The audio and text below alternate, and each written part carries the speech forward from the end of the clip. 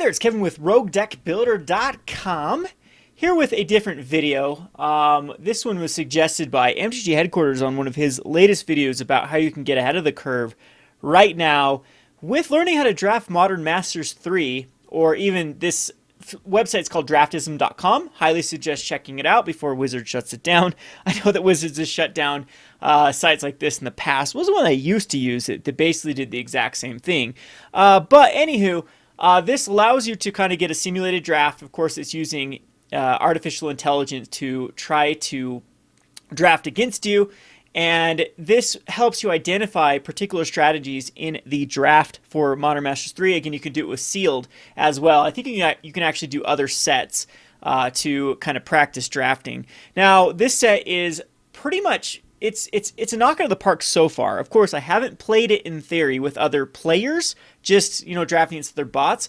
But there are a lot of strategies that I love to play here. And we're just going to try to identify a few of those strategies. And I'm going to show you my two favorite strategies just because of how flexible they are. I don't like getting stuck in like a strategy to if your opponent starts taking or one of your person on your left and your right starts taking a similar strategy, that you get cut off. So there's two of them that I really, really like, and that is Blue Flicker. And why I'm just calling it Blue Flicker is you can actually go into other colors for the blue spells archetype.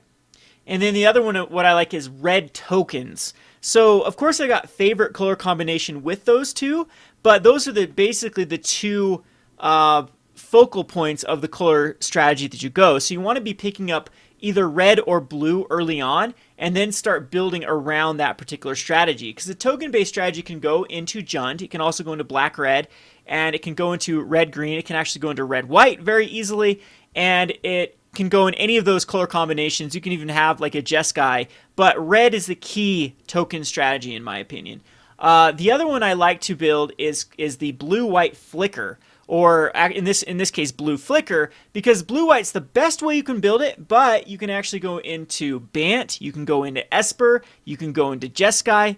Jeskai spells, it ends up being less of a flicker-based strategy and more like spells with Jeskai, but it still is the nuts and berries or meat and potatoes of the deck is going to be the blue spells. So we're going to go through a bunch of those drafts and I'll show you how they kind of pan out. So this particular one we're looking for, we have one of the key cards in the red tokens, which is Torrent of Souls.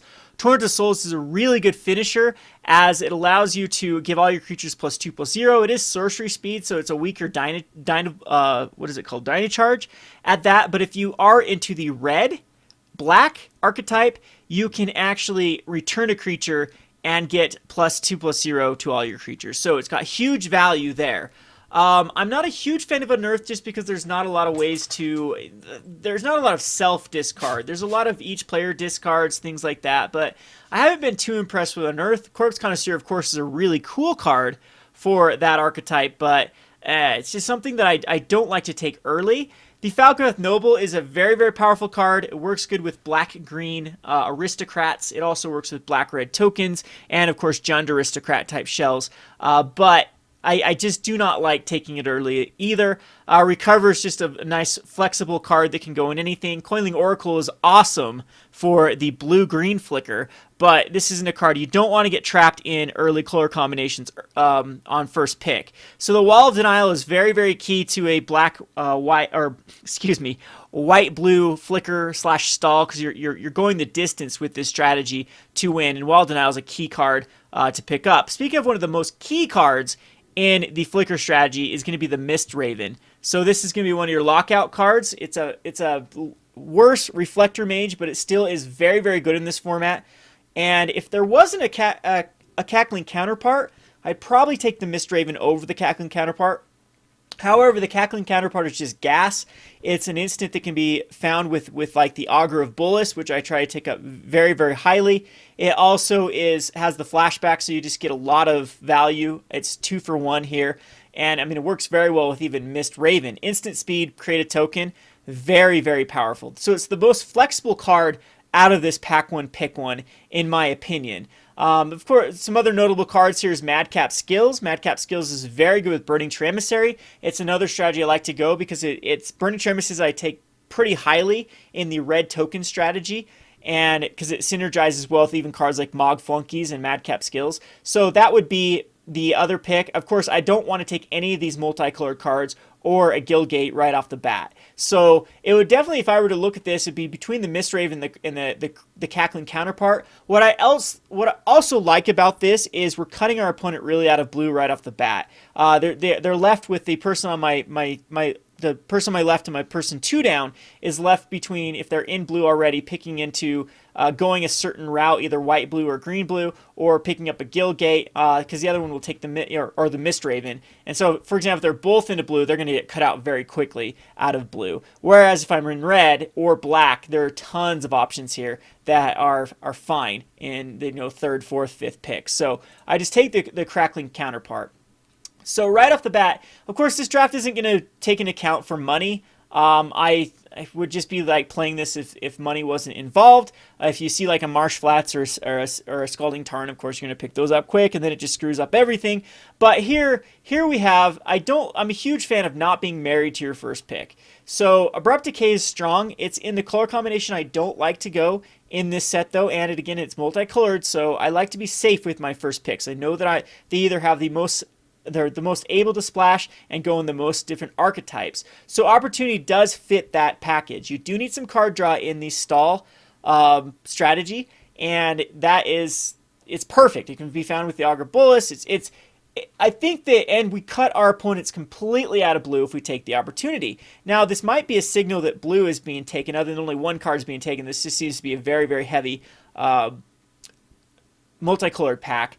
Speaking of the multicolored cards, Augur Spree is insanely powerful, and so is the Sedaxis Spectre, but 3 colors is really, really tough at this point. This card is a bomb of a card, a 3/2 for 3 mana, but it's tough with Guildgates being the fixers to get out on time. The Unearth is just great, too, on this card. One of my favorite cards ever printed. This is definitely in my top 50 cards, personally. But I don't think that I can pick this up quite yet. It's too hard to just jam it into a deck. The Mud Button Torch Runner, insanely good card to just jam in a lot of decks. If I were going black, or excuse me, man, I'm bad with colors. Red, blue spells, for example, the Torch Runner would still make the cut because it serves as that wall and still does 3 damage to kill something else. So it's a great stall card. It's a great aggressive card. Goes in a number of strategies. The BTE, though, the British Emissary, is probably the right pick here, other than if I just saw that blue was just completely eaten up here, I'd take the Opportunity, because now I've really cut my opponents out of blue. Alright, so this has a lot of blue in it. So the thing about playing with bots is I don't know exactly how I should probably check the methodology to see if they start picking based upon colors or they just keep picking on power level. The Vithian Stinger is actually pretty good in this format. It allows you to shoot down a lot of token-based strategies, even cards like the Soul Wardens or the Lone... I want to say Lone Rider, but it's Lone Mercenary. Is that what it is? The 2/1. There is quite a few of 1 toughness creatures in this format, so the Vithian Stinger does very well against that. I am a huge fan of also picking up the fixing early if you know you're in a color combination, but so far we don't know we're in a color combination. I do love blue. It's my favorite. Flicker is my favorite strategy. The Tandem Lookout is actually surprisingly good in Flicker because a lot of times you're keeping the board clean, and then this is your card draw. So I do like to pick up Tandem Lookouts because they have a lot of synergy with multiple different strategies. But we're already into heavy blue, and the best card here is easily the Mistwraven. Grasp of Phantasms tend to be taken later, so you can pick up a lot of these in your 7th, 8th, 9th picks, so I don't pick them up quite highly. I think on power level, this card is actually very, very good, but the vast majority of drafts you're going to go to, they're not going to value the Grasp of Phantasm as high as they should. It is sorcery speed too, so keep that in mind. You have to be a lot more proactive than reactive with using Grasp of Phantoms. So I think that'd be between the Attendant Knight and the Mistwraven. Of course, we don't know our second color so far, and I'd like to stick within the color scheme that we have, so I would definitely take the Mistwraven here. Gifts Ungiven is okay. It's good if there is on Burial Rites, and there is a lot of Unearth cards and Flashback cards, so Gifts Ungiven can be quite powerful. The other cards in this particular one, the Banishing Stroke is insanely powerful.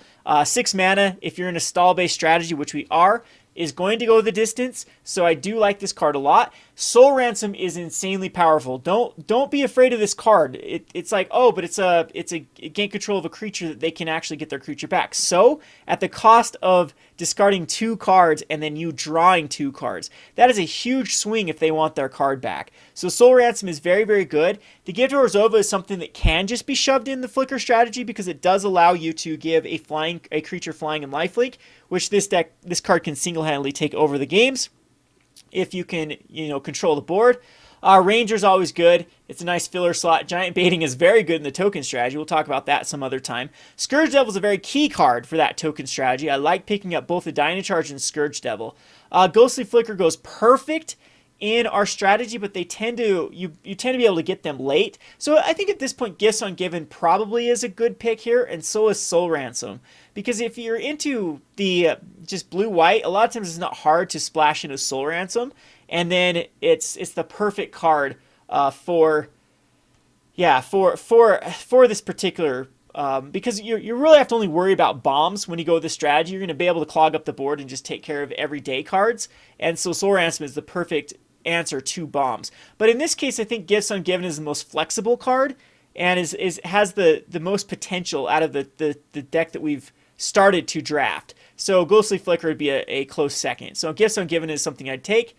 Urban Evolution works perfect in this type of strategy. It's something that can be found, but we have one of the key cards that we want in our Flicker strategy, which is Seagate Oracle. The other things that we're passing is Intangible Virtue if we're playing against other white decks, like if we want to start picking up Flicker white cards, passing an Intangible Virtue is good because it can put them in that populate theme. And if we take, of course I wouldn't want to take an Intangible Virtue, is what I have so far, but feeding it is setting up more information for the next cards that are coming, what your opponents to the left of you are probably building. I fed them a lot of the red token strategy. I fed them a lot of the populate. There was a lot of good green-white token cards going around. And also, we fed them some pretty good unearthed cards. So you can start to plan for the future here is what I'm trying to get at. So I think Seagate Oracle, of course, is the best card to pick here. Wingcrafter's kind of weak in this type of strategy we're running. Crippling Chill is a key card, but I pick these up late and if I don't have enough like Mist Ravens. So Crippling Chill, insanely good. It basically time walks your opponent in draft. You tap a creature, it doesn't untap, and you get to draw a card. A very, very good instant speed. Very, very good card. Again, Urban Evolution, there's no point to commit to blue or to green yet, so the Seagate Oracle is the right pick.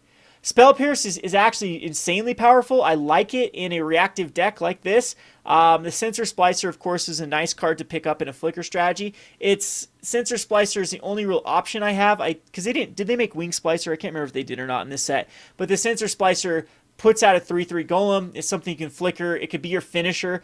So far, we don't have a finisher. But usually, I don't know if it gets the nod over Spell Pierce. I think in most games you're going to be using Spell Pierce. It's never really going to be dead in your hand. We also have is it Gilgate? We could start looking towards the future, or the Simic Gilgate, which wouldn't be a bad pick either. But I think just with what we're going at right now, Sensor Splicer would probably be the right pick. In my opinion, that would be the pick here over the Simic Gilgate or the Spell Pierce. So again, not the greatest card to pick up here at that slot. Usually you want to pick another card you know you're going to use. So Pitfall Trap is probably my pick here. Discharge our attacking creature without flying. Yes, there is a lot of flying creatures you do have to worry about. I think it's slightly better than Crippling Chill, as it can be just paid for 1. And a lot of times when you're controlling the board, that having 1 mana open to destroy an attacking creature is really, really good. The Horror is also extremely good in this Flicker-based strategy.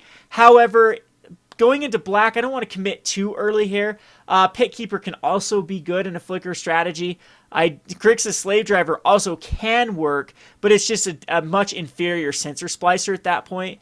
The Centaur Healer also works in the Bant Flicker. So we go Esper, Bant would be the picks here. I haven't at all committed to either one of those. Haven't even committed to the second color. So Crippling Chill I think would be the safest pick here, but I think Pitfall Trap is just better. So I'd take the Pitfall Trap. Caverns of Souls would probably be eaten up earlier just because it's a value card. I would take it if we were playing for value. This is where we're being cut out. Again, I don't know how the bots are taking cards. Be very unusual to get to this far and just be completely cut out. So the card that synergizes probably the best with what we're sort of going here, I would say would be a Torch Runner.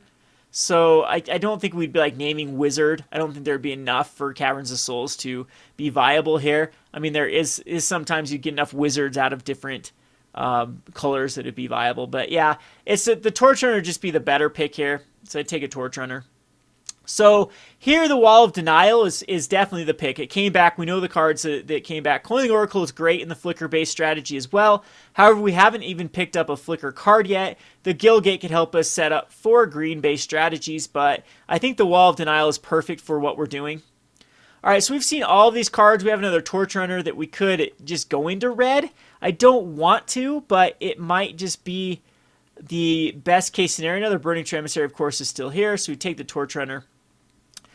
Teachings, I think, would be the best card here. Rootborn Defenses is fine, so is Soul Warden, but Teachings has the most just bang for your buck. And the Flicker does come back. So in any other scenario, you'd be so happy picking up Azorius Guildgate this late. But the Flicker is so key for this strategy. We already have a Mistraven and a Seagate Oracle and a Sensor Splicer. So it's the Flicker is a key card. We'll go ahead and pick it up. Crippling Chill came back. That's awesome. Guildgate sets us up for if we were going to go into the red. So the Mud Button Torch Runner would work in this case with the Guildgate. But we do get another Crippling Chill. So we don't need to take any more Crippling Chills at this point because they'd just be too much, I would say, with the Crippling Chills and Pitfall. So we can take Fixers at this point ahead. The Overall Tracker is actually an insanely powerful card. This is actually a weak pack. The Youthful Knight is first I thought it was Attendant Knight, so I'd be like, yeah, we'll pick up the Attendant Knight here, but Youthful Knight, not so much. Spell Pierce is fine. The Core Hookmaster is great. I think at this point, we want to commit to a strategy, so it'd be take the Core Hookmaster over the Pitfall Trap, because we're already starting to have enough of these spells. Enough spells, I would say. The cool thing is with like Gifts Ungiven being our Mystic Teachings and Gifts Ungiven being instant speeds, you can go get a Pitfall Trap. But at this point, I think we want to stick with our tempo, and the Hookmaster is perfect for the tempo and the Flicker-based strategy. You do need ways to finish out the game, and that's going to be the Core Hookmasters type cards. So Core Hookmaster over Pitfall Trap. This is, of course, not something you want to be picking up first pick. Has some powerful cards for other strategy like the Gorkran Rampager, which is very flexible. I often do take a Gorkran Rampager high up on because Naya is one of my favorite strategies, and Jund, and you can go different routes with them. With like the Naya, you can go like an Unflinching Courage, Madcap skills type route, just kind of this Blood Rush route.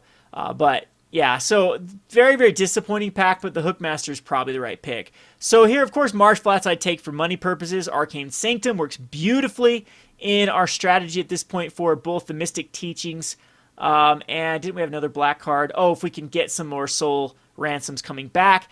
Speaking of which, the Soul Ransom is in our pool right here, which I do think is the most powerful card.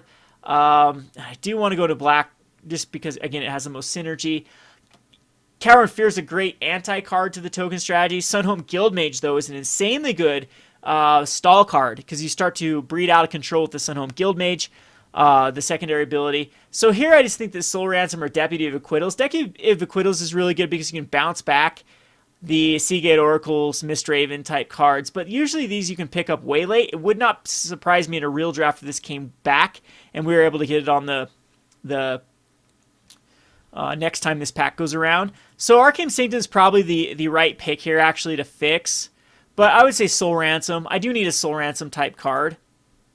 So Seance is actually not bad in this strategy, but we finally do get one of our key cards here, which is Augur of Bolas. It's what you want on turn 2 to really stall the board. Core Skyfisher goes in the strategy perfectly well. Unflinching Courage can go in this strategy. Another Sensor Splicer, of course, is nice. Attendant Knight, I do consider one of the key parts to this type of strategy as well, because First Strike and a 1/1 later on. I like it more in the Naya tokens, so Augur Bolas is the obvious pick here, in my opinion. So another Seance, or Seance. This one, I don't think we have enough ways to synergize it. Celestia Signet, Bronzebeak is fun in the Naya tokens, by the way. So Attendant Knight, I think still Hookmaster gets the nod over Attendant Knight, just barely. A lot of other decent cards in the green-white strategy. We'll take the Hookmaster. Rewind is a fine choice here. Even the Talon Trooper is okay. I wish this had Vigilance, though. Just flying 2/3 for 3 is quite bad, in my opinion, for this format. There's a lot of ways to deal with it. We do need a little bit of anti-flying. Not too much, though. I think that Rewind is fine. We do want some sort of counter magic. Rewind, and we do have ways to actually use the mana instant speed for a Rewind. Not too happy with this pick. The Thundersong Trumpeter could go in this list too if we decided to go into the red, because it is target creature can't attack or block this turn. That's huge. That is it's basically just lock out a creature for until they take care of the Thundersong Trumpeter. So you can make the argument for the Trumpeter, but I fed so much red. Maybe red is open. I don't know. I just take the Rewind here. So, very disappointing pack again. The Sensor Splicer gets the nod over Spell Pierce. We do need a lot more of the flicker-based cards. Rootborn Defense can also be splashed into this particular deck, because if you do have enough Sensor Splicers or Blade Splicers, it can work out. So Deputy of Acquittals, I think at this point, would be the right pick. We have enough Crippling Chills, but we do have the key card for this particular strategy, which is the Momentary Blink. So, man, can we have like 3 or 4 Specters by now? Jeez. Card's insane. So, Blink, we need a Blink, bad. Forbidden Alchemy's fine here. We might have enough draw, though, that we might just be getting too much. The Gift of Orzhova is perfectly okay, too. I think I'd still take the Forbidden Alchemy at this point, though. Thormstade's Battle Mage is really good in Naya. Another Mud Button Torch Runner, but yeah, Forbidden Alchemy's fine. Youthful Knight could easily be a pickup here. Spell Pierce. I think Spell Pierce, you want to see, like, a one of Spell Pierce deck is fine. You don't want to get too much because you, just become too reactive and not enough proactive in your deck. Another Guild Mage. Great little card. Another Spectre. Jeez. Of course, I think we've seen this pack. Marsh Flats and Arcane Sanctum work well for this deck. Of course, for money purposes, I take the Marsh Flats, but in power level here for this particular deck, the Sanctum's better. All right, so Core Skyfisher and a Sensor Splicer comes back. I think we have plenty of Sensor Splicers, and what we really need is the Core Skyfisher for this particular deck, because it comes out early. It bounces back a Mistraven or a Seagate Oracle or an Augur of Bolas. We do need to pick up more of those in our last pack. For the hell of it, I'd probably take the Seance, maybe the Sundering Growth. It doesn't matter, either one. Probably Sundering Growth's the right one there. Eye in the Skies probably has a lot more value in this base deck, because we could populate a... No, I still wouldn't play it, though. There's no way I'd ever play it. Electromancer would probably be a better splash card than the Thundersong Trumpeter. But, I mean, all of these are probably not going to make the cut, so it doesn't matter. Skynight Legionnaire has more synergy with what we're doing. And a Crippling Chill comes all the way back, so we'd have 3 of them. All right, so here is where Phantasmal Wizard is really, really good here. We can't flicker it, though. So I think the Mist Metal Witch is just a slightly better. There's a lot of things that target in this strategy, just target creatures, like the Gideon's Lawkeeper, like the Trumpeter, like the 1 damage. The Phantasmal Image is actually weaker than you would think. And I think in this particular deck, if I was just in any other blue deck, I'd take the Phantasmal Image. But the Mist Metal is insanely powerful in this strategy. It can flashback it can flicker the core Hookmasters. It can flicker the Mist Ravens. It can flicker the Augur of Bolases and the Seagate Oracles, and we have all of those cards. It can even flicker like the Deputy of Acquittals. One of these should come back, or even a Gideon's Lawkeeper should come back. Lawkeeper is a lot of times a snap pack or pick one out of a pack, but in this particular strategy, this is the best card. So go ahead and take it. Another great hand for us. The Herber's Protector can be our finisher. It can start making the White Angel tokens, which we want to see. Of course, for Verdant Catacombs, you'd take it for the money. Burial Rites is actually going in our strategy. Mystical Teachings actually goes in our strategy. A second Spell Pierce wouldn't be too terrible. A second Opportunity wouldn't be too terrible. But Mistraven, I think, is the more powerful strategy. The good news is that we're getting a very, very huge playable, I would say, coming back to us. Whether it be any of these cards, even a Lone Missionary would be acceptable at this point. So Mistraven is exactly what we do want for this strategy. I'd end up picking it up. Chorus Liliana I would take. I would even take Liliana in this strategy. It might be a little bit hard to play. Crumbling Necropolis fixes what we need. I have talked about how Tandem Lookout works perfectly in this strategy, but the upside of getting a little more black and a little more fixing for black is Liliana is insanely powerful. I'd highly doubt that this would be a scenario just based on money-wise, or even this could go in most black strategies. It is quite weak in this draft format, though. Do you know what? I don't know if well, in a Mistraven type deck, though, maybe Liliana would be probably really, really powerful for what I'm doing. And it would get the nod over. There would be so many cards that if this was a Pro Tour, I'd take over this Liliana. Yeah, basically any playable card in my strategy, I would. Tandem Lookout would be the only one competing for this, though, so I probably would take the Liliana. Okay, so here's a pack where we get two cards we absolutely need for our strategy, which is the Seagate Oracle and the Grass of Phantasms. The Attendant Knight is also acceptable, but Seagate is just insanely powerful in this particular... Alright, so this is another tough pick, to be honest, because the Ghostly Flicker is what we need early. The Aether Toe is what we need for control. The Vanishing Stroke is another nice control. The Dimir Signet is fixing. If I could pick all the cards in this pack, I absolutely would. I'd be happy to just finish off my draft with just what's left in this pack. I think the Deadeye Navigator has the most upside to it because it's the greatest finisher for what we have. But these two are huge. The Signet's huge. The Gilgate's we most likely will get a playable card coming back, though. So we'll take the Deadeye Navigator. The Damping Matrix kind of hurts us. Not too bad, though. With two of our cards using activated abilities. Like another Spectre. Insane. I think at this point we have a lot of synergy with the Sensor Splicer. So going another Sensor Splice should be fine, but we have two of them. And I think that in as much draw that we have with the two Sensor Splicers is a little bit overkill. So at this point I think I would like some fixing with the Orzhov Signet, because we just barely need to fix black for the Mystical Teachings and for the Forbidden Alchemy, which I do think it's worthwhile. And this also does ramp us, which is a little bit significant in this deck. So I think that it would get the nod over the Sensor Splicer. I mean, we have two. I don't think you want another Sensor Splicer at this point. The Spire Monitor actually does work well in this strategy because it's something you can flash in. The Gifts of Orzhova as well. The Pilfer Plans is okay. It's just a draw two cards. We could use a second Rewind. I think it's a great sideboard card versus the later matchups. You could argue I need another finisher in the form of Spire Monitor, but I don't think so. I think Rewind's fine. Alright, so another Soul Ransom comes back to us, right? Didn't we take a Soul Ransom? Yes. So I think this is perfect for the Black Splash. Slightly better than Agony Warp. Stunning Silence, of course, does nothing. So it'd be between these two. I don't think we want a Soul Ward in this particular type thing. So Soul Ransom is slightly better. The whole reason I'm saying that Soul Ransom is slightly better than Agony Warp is Agony Warp is a card that you want early black mana. Soul Ransom, you don't care if it's early. This is a great card the later the game goes on. So with us not having a lot of sources of early black mana, it's Soul Ransom's the obvious pick. Another Rewind at this point is just overkill. Deputy Acquittals works perfectly with our strategy. It's something we can flicker it to even flashback something or to bounce back something.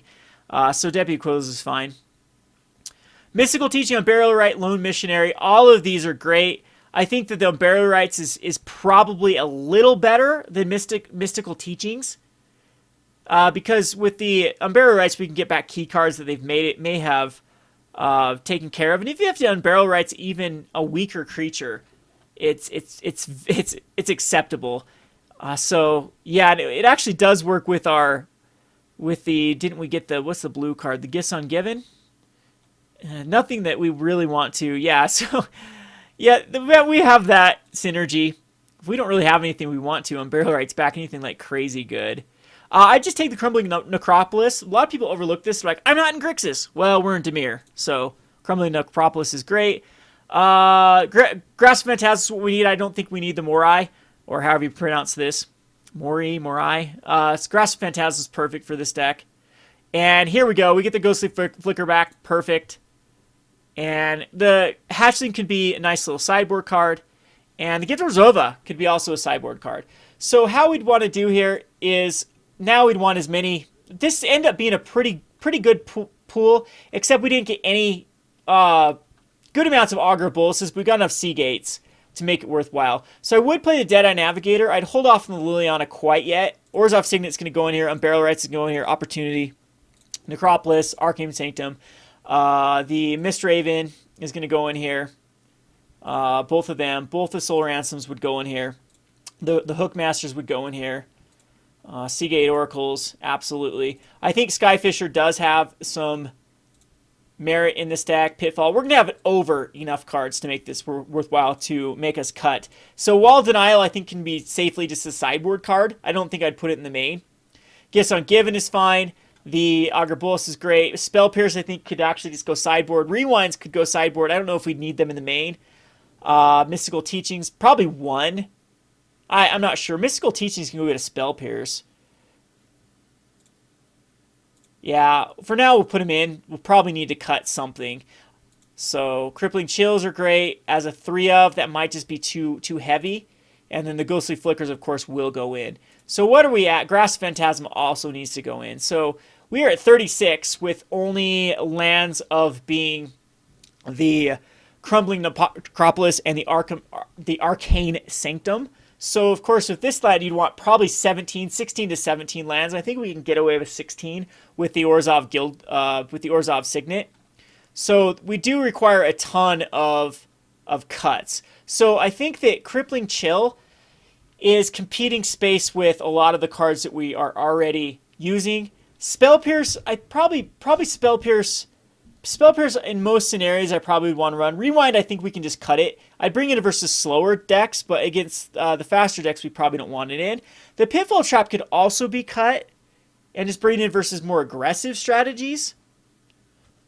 But I do like just having a 1 of Pitfall Trap to get with the Mystic Teachings. Opportunity, we do want the draw. Soul Ransoms are perfect. The Unbarrel Rice is just pure gas. So Crippling Chills might be the cards that can be sideboarded. Because, yeah, we have enough ways. Well, Trumpeter somehow got put in here. That's not supposed to be in here. So, still need a lot of cuts. The Ghostly Flickers are key to the strategy. The Forbidden Alchemy actually isn't 100% key to the strategy. I just like it because it is pure gas. We might end up milling ourselves too quickly with it. We don't really have... I mean, it works with the Forbidden Alchemy type strategy. It works with a lot of the flashback, like momentary blink. We get value out of it. So, at this point, I still think it's good. The Hookmaster could go down to a 1 of. We don't necessarily need either the Deputy of Acquittals or the Core Skyfisher. They're both... Core Skyfisher I do like earlier on to like bounce back a particular Augur of Bolus. But I think it can get the cut for now because we have other better ways to do that. Spell Pierce, again, might just not be the card for what we're doing.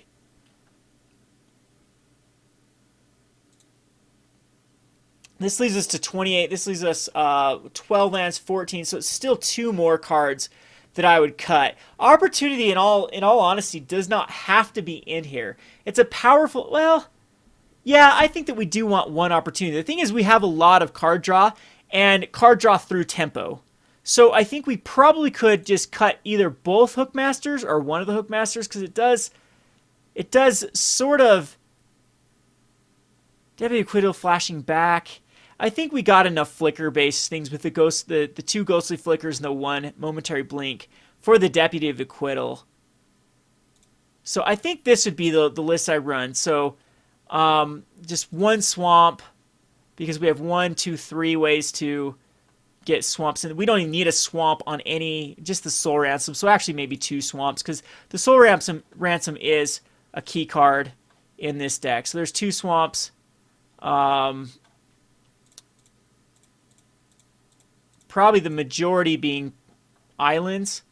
Both of these do tap for an island. 1, 2, 3, 4, 5, 6, 7, 8. That's probably right. 8, 9, 10 sources.